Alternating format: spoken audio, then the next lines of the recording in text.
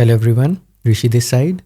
So today we'll see how we can create this beautiful infinity loop in Rive, and I'll show you how you can use this single animation and create a multi-loop out of it. There are a couple of possibilities here. I'll walk you through that, and rest is up to your creativity. So let's get started.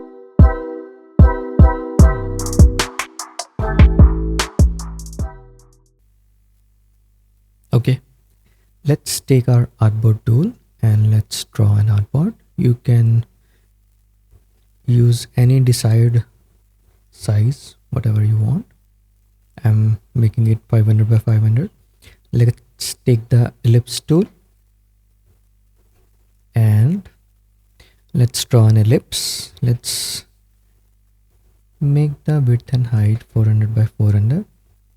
Let's align it center to your artboard.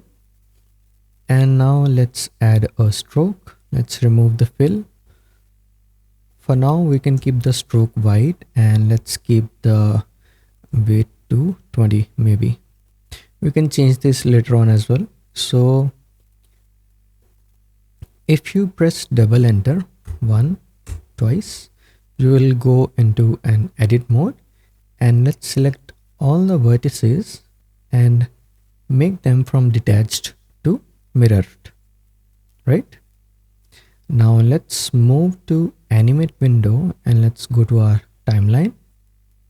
Let's first increase the time a bit here. Let's make it 2 seconds and change your animation from one shot to loop. And let's maybe turn on the work area as well. Okay.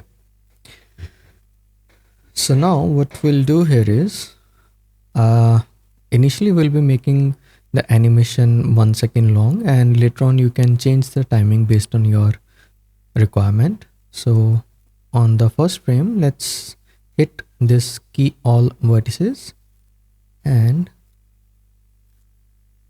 on the 1 second timeline, let's hit again key all vertices. So as you can see, our animation will start from the left to right. So let's select this left vertex. Let's go to the last frame and just change the length from positive to negative. It will look something like this, and similarly do this for the right vertex as well. Let's just change the length from positive to negative. Let's add a minus sign here. Cool. Now select the first vertex and let's change its Y position. So as the loop is rotating, right, it will start from here and our vertices will interchange the position. So select this vertex, and right now its position is minus 200. Let's do it plus 200. Now this might be overlapping with the other vertex. Let's do it 210 for now, and let's select the bottom vertex and let's make its position from positive to minus Y, negative Y, and let's reposition this to 200.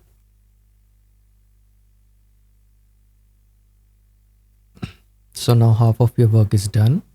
Select the top vertex. Now if you see, if our wave is starting from left and going to the right side, the wave will form something like this, right? So now what we need to do is selecting the top vertex, going halfway here, let's just change the angle to minus 45 degree, and let's increase the arm length as well, maybe to 160. And similarly you need to select this bottom vertex here also, halfway here. Let's change the angle to this side as in clockwise. I think original was 180. Let's just add 45 to it, 225, and I guess we have kept the length to 160. Yeah,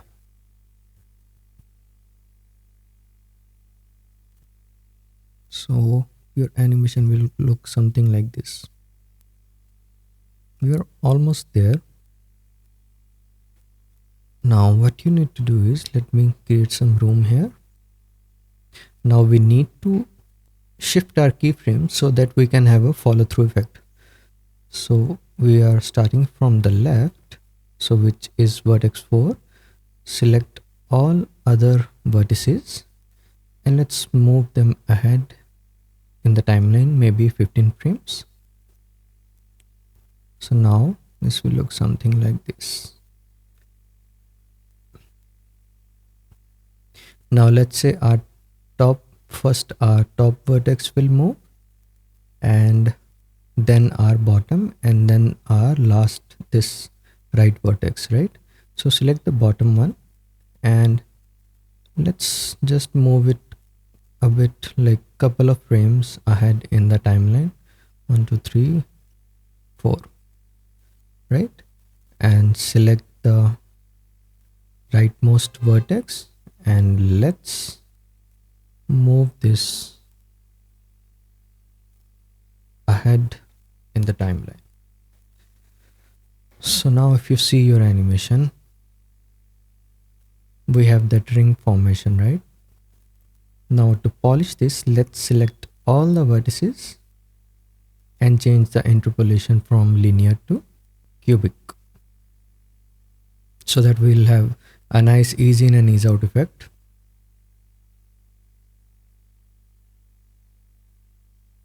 Now let's go to the design window and let's beautify this a bit. Maybe change the stroke color to linear and right click on this hex code and duplicate. Now in the bottom stroke, let's turn on the feather. You can turn it on from here as well.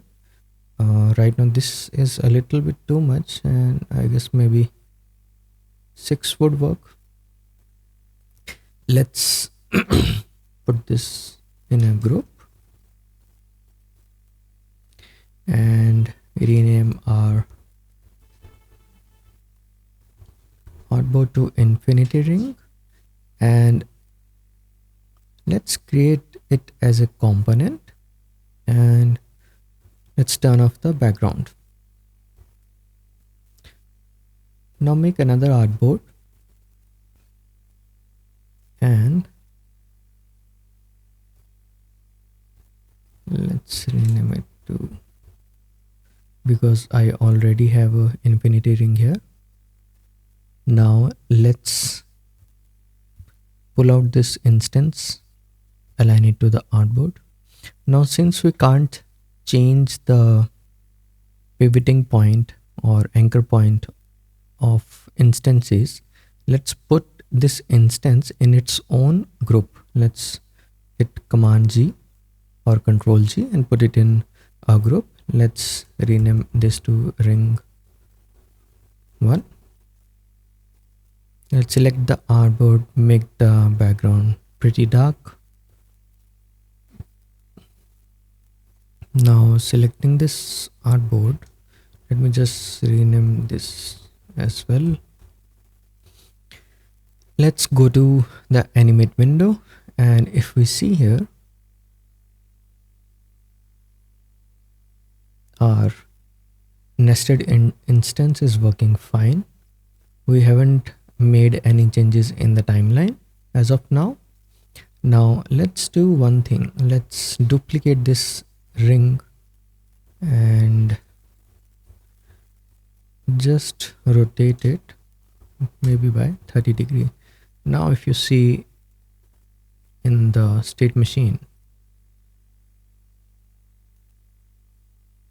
since we have 2 instances, we are getting this kind of effect. Now you can do n number of iterations there. You can have multiple copies. So in the original example, what I have done, I have taken 2 copies and I have rotated them on different angles, and I have changed the speed as well. So if you select the instance, So let's say this is the bottom one, center one, and this is the top one. So for maybe for the top and the bottom one, you can variate the speed. So maybe the top most can be 1.1. So this means that it will be 1.1 times faster of its original animation speed, and the bottom one we can keep it maybe zero point 0.9, so it will be like 90% of the speed from its original animation timeline. And center one we can keep it like this. And for ring one, let's reduce the opacity as well to maybe 50%, and same thing we can do for the top as well. Let's make it 70%.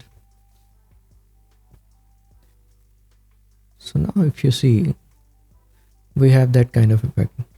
And since we have changed the speed of the instances, we are getting a variable speed. So you can do like different combinations there. You can change the color, you can maybe bind the colors here and change the color dynamically through data binding. Maybe we can cover that next time. So I hope this was easy to follow and you have learned something new. So let's see you in the next one. Bye bye.